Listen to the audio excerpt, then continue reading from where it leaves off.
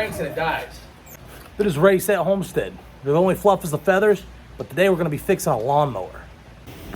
So before I do anything, I want to let y'all know that this carburetor has already been changed.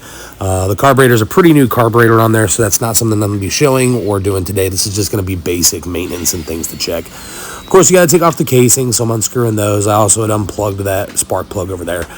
This specific model, there's 2 screws on the top. There's 1 screw over on the side there. Use my little air compressor.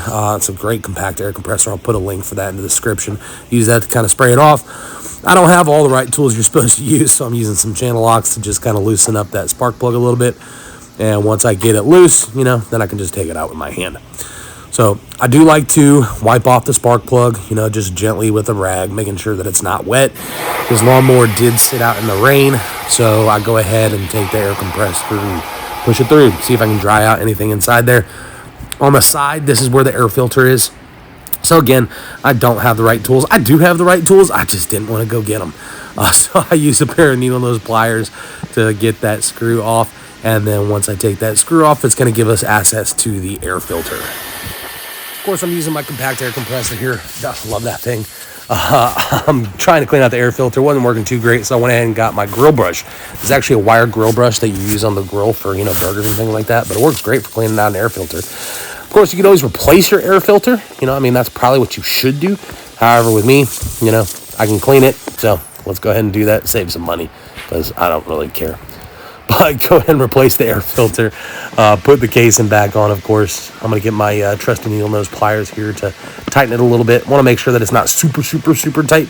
But, tighten up that you just can't. It's not going to come out on its own. Now, the top casing is run through the actual cord itself. For the pull string, I guess you would call it. So I got to unscrew that for a second so that I can take the casing out. And then once I take the casing out, I'm going to go ahead and have to pull it back up so that when I test it, I'm not all the way down at the bottom. So it is kind of hard to pull that once it gets retracted in, but you can do it. Just use your strength. So once you've done the spark plug and the air filter, of course, you want to check the gas. Now, gas is something that you can usually check the first time. I just replaced this gas about a week or 2 ago.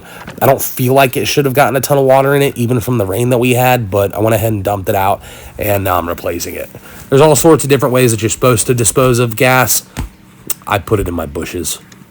But let's see if this worked.